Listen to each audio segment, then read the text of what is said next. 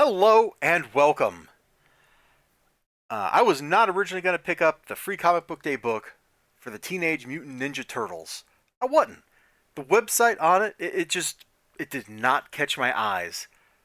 Not at all. Not in the least. But when I saw it on the shelf in the store, when I went back, when they do free comic book day at Graham Crackers, the free books are all the way in the back, so you got to walk past everything else in the store except for like the toys to get to them. At least at my Graham Crackers. I get back there and I see it on the shelf, and it's just kind of like calling to me. I see it, and it's like, that actually looks pretty darn cool in person. Who is the Night Watcher? Who is he? Tell me. It caught my eye, and it was just kind of like, like radiating. And so I had to get it. I had to get it. I went in to get three completely different books than I came out with, which that's kind of funny. Like that to me is an amusing thing. Sometimes, the best laid plan just gets disrupted by reality. So we start off with this Night Watcher story, and there's some great stuff going on in the artwork here. I love this. I love the way he drops down behind him. Like, there's just a lot here that I enjoy. Now, there are two ways to read this story. One is, this is like three dudes on their way into work. The other is, these are three dudes here to commit some crime. Okay, well, hurry up. I don't want to be here if that thing shows up. That's the only indication, really, that they're here to do crime. Like, unless you want me to believe that three dudes walking together at night wearing hoodies immediately says they're criminals, which I don't know why you would believe that. Like, if it's cold outside, people are going to be wearing hoodies, bro. It's fine. But that's like the only real indication that they're here to commit crime. Unless in this universe, guns are, like laser guns, are just illegal. Maybe they are. And so now we know that they're criminals, but I don't know what universe they're in. Is this the last Ronin universe? Is it some other universe? I don't know. There's like 27 Teenage Mutant Ninja Turtle continuities now. I can't keep up with them. The last time I read a Turtles book was last year's free comic book day book for the Saturday morning cartoon comic, which was excellent, by the way. If I hadn't forgotten to tell my shop man to put that on my pull list, I would have read the whole thing.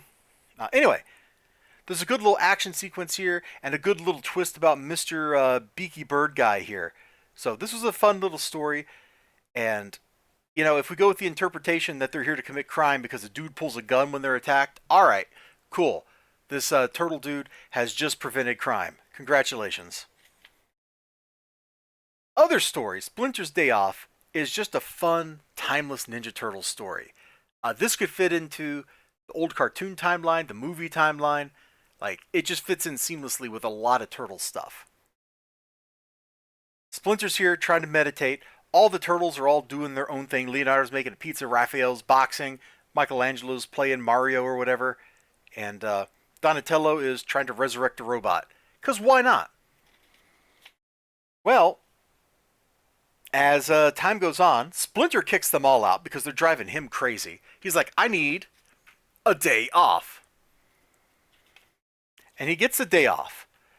And as part of his day off, he does all the activities the other turtles were doing. They're busy fighting a bunch of ninjas on a rooftop because he sent them out to patrol the city and listen. Now, of course, them being them, there is no listening at all. They immediately just start fighting among themselves, calling each other stupid, and then ninjas attack, and it just turns into a big fun battle. Well, the chaos isn't limited to that rooftop where they're at. Splinter, he goes to make a pizza. He plays around with Donatello's robot.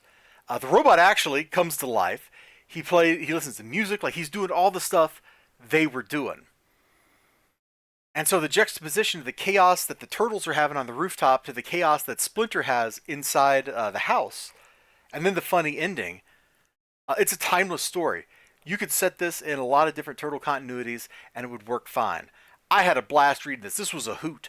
I'm glad I picked this book up for this story. The first story, I feel like requires me to know a whole lot more about that particular Turtles universe that they're in. I don't know, is this like Last Ronin Turtles? Is this something else? I have no idea. It's very Frank Miller, though. It is very Frank Miller, which is maybe appropriate because a lot of the early Turtles stuff kind of parodied the seriousness of Frank Miller. But this story with all the chaos in it, A-plus material would read this again. In fact, I think I'm actually going to go read the story again as soon as I get done recording this. So you all take care of yourselves, and I'm going to go reread that. And hope to see you again next time. Bye-bye.